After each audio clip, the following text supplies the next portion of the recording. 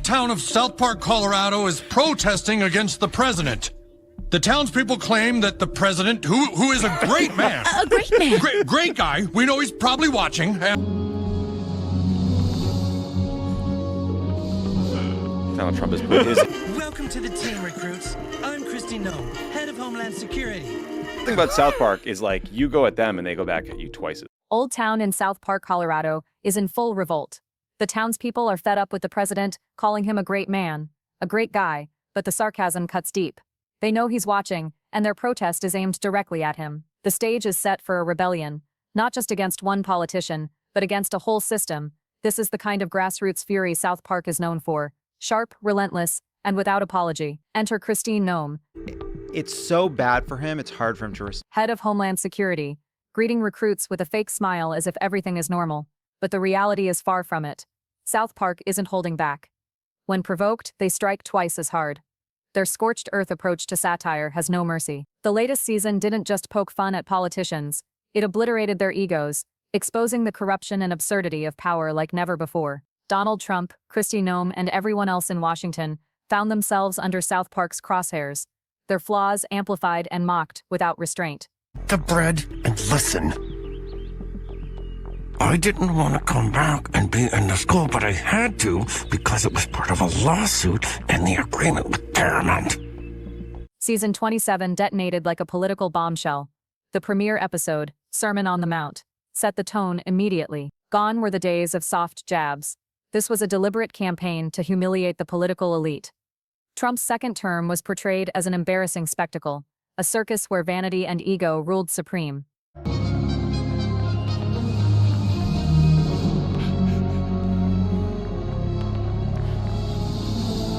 Visual gags hammered the message home. Trump obsessing over the size of his portrait, scenes of him in bed with Satan openly ridiculing his masculinity.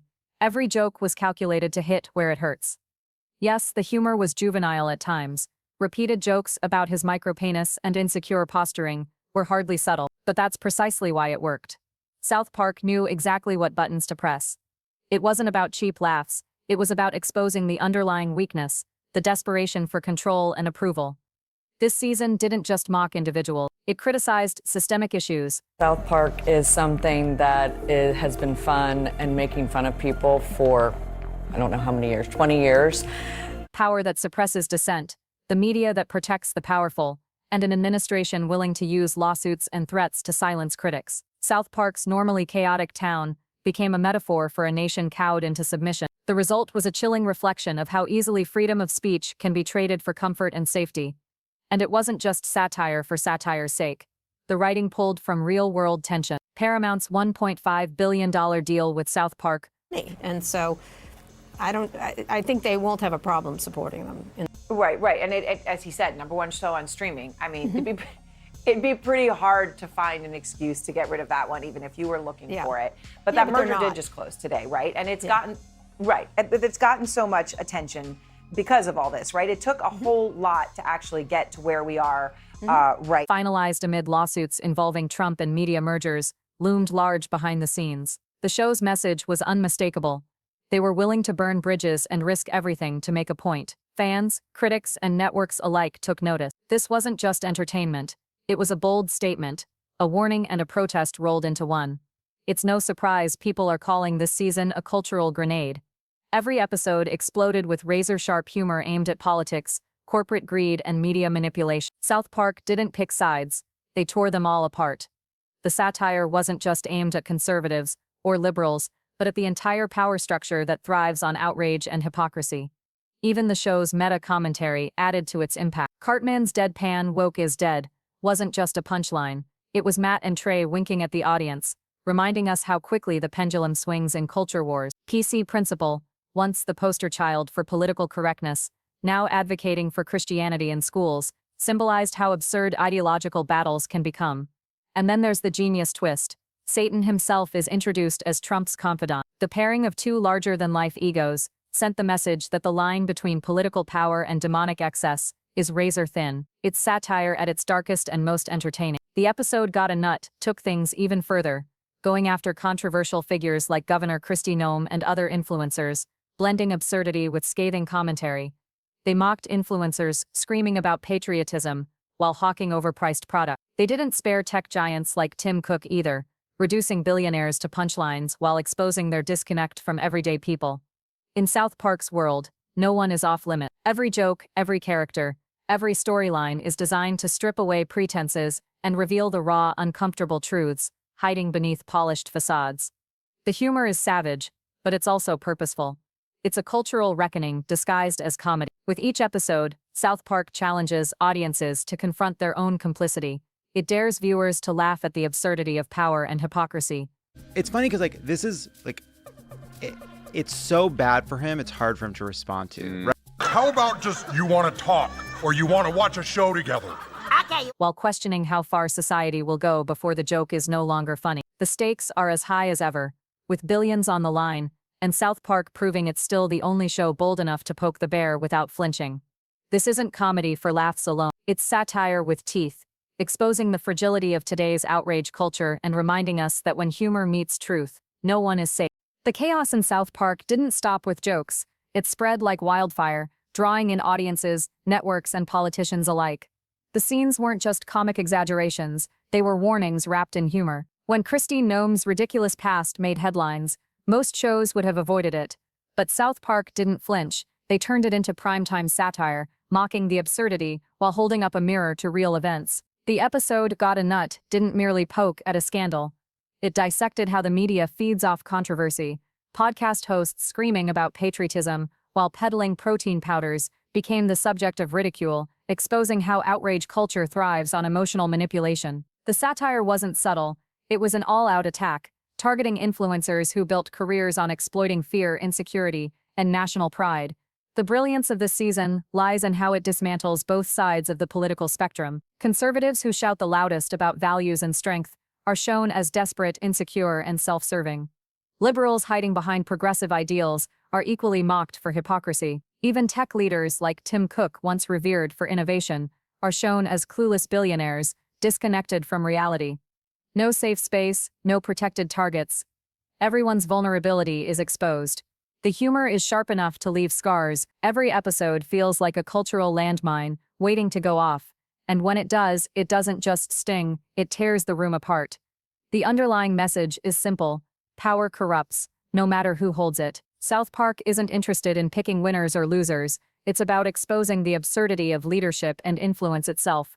The satire cuts deep, showing how fragile modern masculinity is when propped up by shallow bravado and manufactured outrage. What makes this season so dangerous and effective is how perfectly it mirrors today's cultural climate.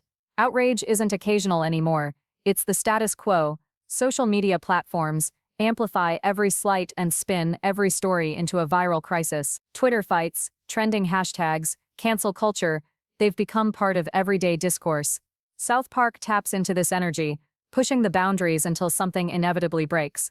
The humor is calculated, but it doesn't feel forced. It's a controlled demolition, carefully crafted to push buttons while exposing uncomfortable truths. Matt and Trey have always been fearless, but now their satire feels even more cutting, because it's rooted in reality, rather than abstract parody. Behind the scenes, South Park's team is well aware of the risks.